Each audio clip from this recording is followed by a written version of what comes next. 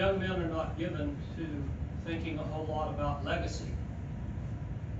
What is going to be here after we're gone, what we leave as a contribution to the social nature of our existence. From the very beginning, it was not good for man to be alone, and he made a helper for him because we are social creatures. But with that comes the responsibility of what we do, because what we do has impact on others. In fact, we know that from the very beginning, as Adam and Eve make their mistake. And because of that, we all die. And I have said on many occasions, and will stick with it because I believe it to be true, the Bible teaches that Satan is responsible for death, and he has done a fine job making it the most grotesque thing that we have to deal with in this life. I don't know about you, but I've sat many times with many folks who have passed from this life to their next existence, and it's never pretty. You just don't die pretty. And that's his contribution to us. In fact, what's left after something so somber as that kind of a mentality, that kind of thought, is what do you leave? What is your legacy? What is left after you've gone, to which people refer back and say, that's who he was. And what does that look like? And I can't speak for you, but mine is sadly lacking. I'm hoping most people don't remember most of what I've done so that my legacy's not scarred. I can't speak for you, but I've not always done as well as what I should have. But a lot of how your legacy is remembered is how you go out. And what transpires right before and what has been right before you leave this planet. And very often that is a lasting memory of what we think of when we think of somebody that's gone before us. I have always, as a habit, when I preach funerals, I know the minister, the preacher, the speaker, what do you want to call him? Normally, he stands up there at the head of the coffin and shakes hands with everybody who's kind enough to say, you did a good job, whether you really did or not. But they're very kind about things like that. But they always have this open casket, or very frequently have an open casket. I never, ever, ever look into the open casket. Now, I was asked that one time by a lady who took offense because she thought I was showing disrespect because I walked by and did not look in the casket at someone I knew quite well and thought very much of. And I explained, I don't want to remember that person, my last vision of them, that way. I want to remember them alive, vibrant, and giving me a hard time, which I deserved every time. That's how I want to remember someone I loved. Those fleeting moments right towards the end of one's life sometimes really defines and maybe even concludes an entire life of what you've been. I appreciate Byron reading such a lengthy reading, but to me it was important to make 2 points tonight, this afternoon, very brief ones, won't take long. I spent myself this morning on but anyway, just 2 quick points. One of the things that we can do is look at the context of 1 Chronicles. You realize, of course, Chronicles is a repeat. It's a history told in retrospect. Okay? These events transpired long before this story was told here and this narrative was written down. But this is something as it is remembered in history. And you'll note, if you back to 2 Samuel, you'll find that it is an interesting thing where you read the actual record of events. And by the way, these are all inspired. They don't contradict at all. But it's amazing how it changed in some regard with more information, interesting information that is added to. In fact, one day, hopefully, we'll be able to do a study of 1 Kings, 1 Chronicles, 1 and 2 Samuel and 1 Kings, and then study 1 and 2 Chronicles and see the parallels and how neat it is when you read the Chronicles of how people tell history way on down the pike. But this is what's interesting about 1 Corinthians 10. This is ugly. There's no other way to look at this. This is the king of Israel who has turned his back on God. He has done everything in his power to do, damage to David, damage to the kingdom of Israel, God's people. He's gotten them in a war they had no business being in to begin with. And here we are, out of sheer pride, him getting all 3 of his sons killed, and then him committing suicide. There's no pretty way to spin this. That legacy's not pretty, and I've been called sometime ago when I talked about this in a Bible class. They said, well, wait a minute. You're saying Saul, he's the first king of Israel, and he wasn't a good king? No, he was a horrible king. Okay? But don't worry, he wasn't the last. There were several kings that followed him, and the kings of Judah and Israel that were horrible kings and died much worse deaths than this.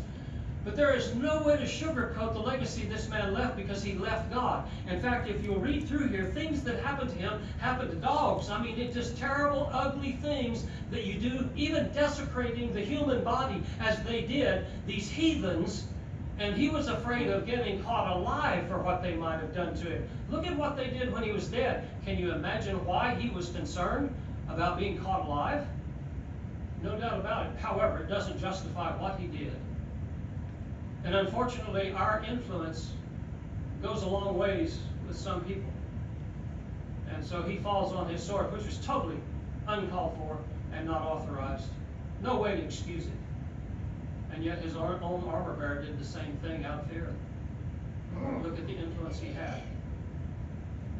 But I want you to know that God's commentary on it in chapter 10, verses 13 and 14, leaves no doubt as to where Saul measured on the stick, according to God. He died for his unfaithfulness. You know, it's not always the case that when someone that is evil, and there's lots of examples, well, all of the examples in Israel, and then many of them in Judah, where you can look at the kings and the way they died, and it just says they died, and they were not good people, but it says he died for his unfaithfulness. God was retributive in this instance here. This was not something that was accidental. It was not random in any way, shape, or form. No, this was something God did. As a matter of fact, he committed these things against the Lord, and he did two things. He didn't keep the word of the Lord. And by the way, these two things go hand in hand. Most people don't realize it, and we could go real deep in them, won't. But, you know, you don't keep the word of the Lord. Nature hates a void. What are you going to do? Replace it with garbage. And that's what's happened here. He didn't keep the word of the Lord, but he replaced it with garbage. He consulted a medium. Okay? And that is the standard case for all false doctrine. All false doctrine. It's two parts. One, you didn't follow God. And number two, you replaced God with something else. Because if it ain't from God, it's something else, and it's not acceptable. And those are the two easy categories into which every falsehood will exist, right there. But he said he didn't inquire of the Lord. Therefore, listen to the Bible here. He killed it. God dispatched with Saul. And the way in which Saul took charge of his own life by stabbing himself with his own sword was one last jab at God, saying, I'm going to control my life like I've done all my life. And when you look back at his legacy, that was Saul. Told so many times through Samuel the prophet, and very often even his own son, Jonathan, trying to straighten out his activities because they were not godly, they were not right. And he wouldn't listen to it. He was somebody. What a long way he came from where he was when he was first crowned. There is no doubt about it, but God is the one who is in charge of and responsible for the death of Saul and the fact that he was rejected as king. Now, how do we respond? Here we are, thousands upon thousands of years later. How do we respond to this? In fact, how can we make this applicable to you and I? As we see people very much doing this today, just totally rejecting God, turning their back on God, doing their own thing, as we used to say back in the 60s. How do we respond when we see someone get, the old English expression, get their comeuppance? You know, they get what they deserve is sometimes what we use as a phrase. I want to tell you, those kinds of terminology, those little mantras are very negative, and often, I think, betray a bitterness we ought not to have as Christians. Okay? It is a fact that if you defy God, you lose. That's the bottom line. And it can be really ugly when you lose. Now, how should we respond? Those of us who stand aside begging and pleading with those who will not change, and they get their comeuppance, they get what they deserve. What's our response to that? How should we view that? Let me make a suggestion from God's Word and the book of Jasher. If y'all would turn in your Bibles to the book of Jasher. Okay, you'll find that in 2 Samuel chapter 1, verse 18. That's where the book of Jasher is quoted. I want to read another lengthy passage. Byron did a wonderful job reading the context of this event. It was horrible for the legacy of Saul, embarrassing as it were. This is a godly man here. In fact, this is the godly man that Saul tried to kill. This is the godly man who would take over as king. And here is the way that David lamented, verse 17, over Saul. Indeed, it is written in the book of Jasher in verse 18.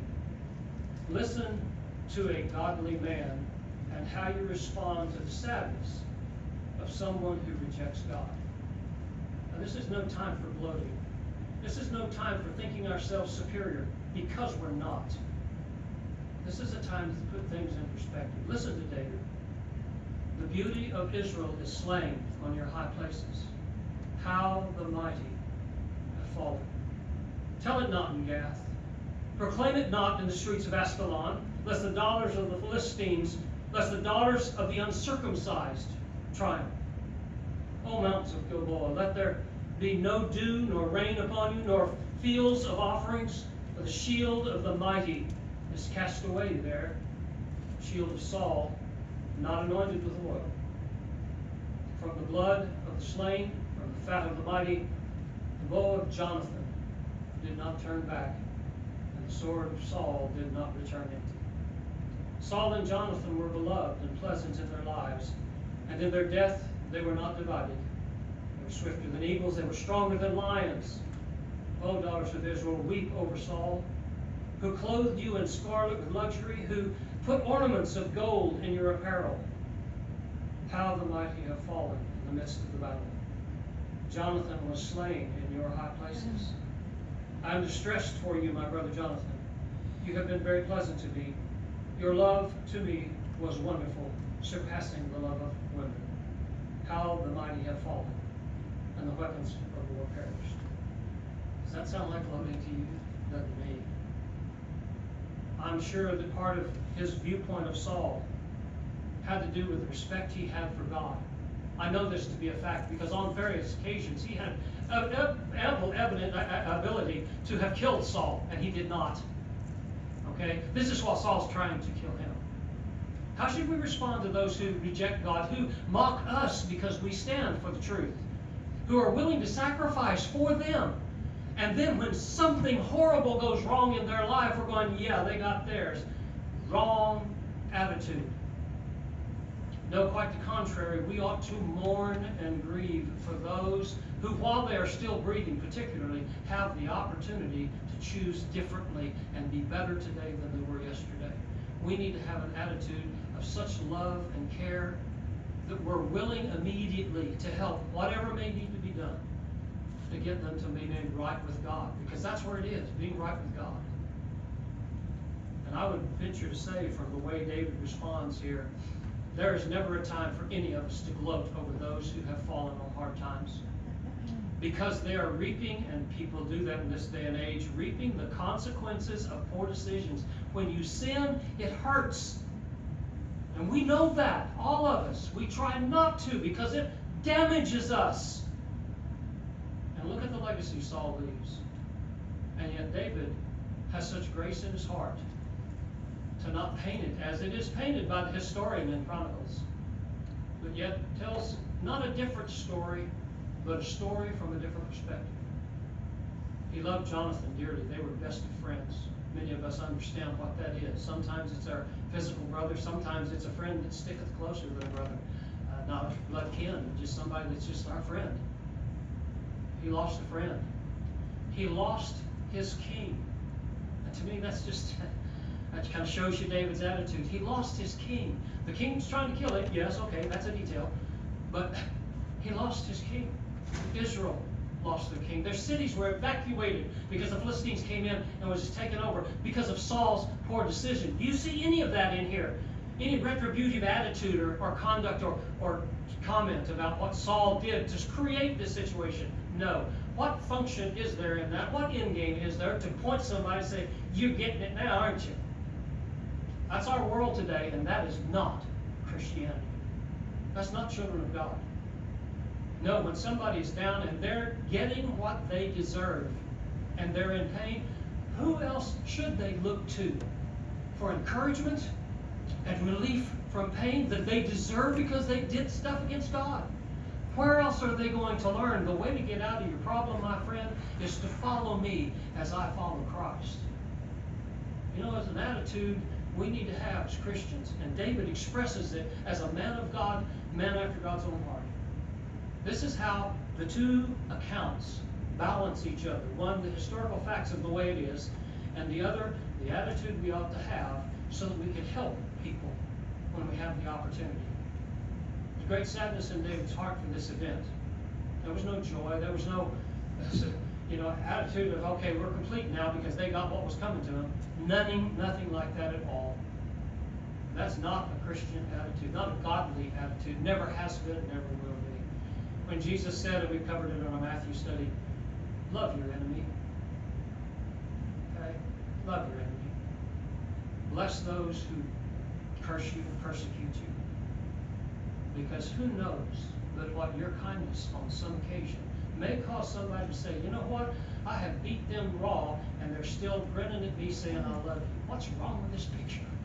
What am I doing in my life that's not matching up with what I'm seeing in this godly person? I got to know where that happiness comes from. There is a peace that passes all understanding. And this is the one way we can manifest it, or at least one of many. Is we need to empathize with people who are struggling with things in life, the sin that has just so easily beset them and has weighed them down to the point they can't get out without help, Galatians 6:1. We need to be that one there to help them. Now, they got to be willing. You can't fix people. They got to want to get fixed. But sad the day when somebody wants to find, truly, sincerely wants to be relieved of the pain of sin, and we're not there to help. Let that never be said of the church that resides here. This has not accommodated an invitation, but I would say a great way to submit to the invitation in this particular case would be, remember those who have treated you worse. Remember those who have not been kind to you. Pray for them tonight. And pray to God for an opportunity to do something to show them this is how a Christian responds to someone's grief and sorrow and struggle because they didn't follow God. Here's how we respond. We help you out. If you want to respond in any way, we always offer the invitation in song. Won't you stand as we together sing?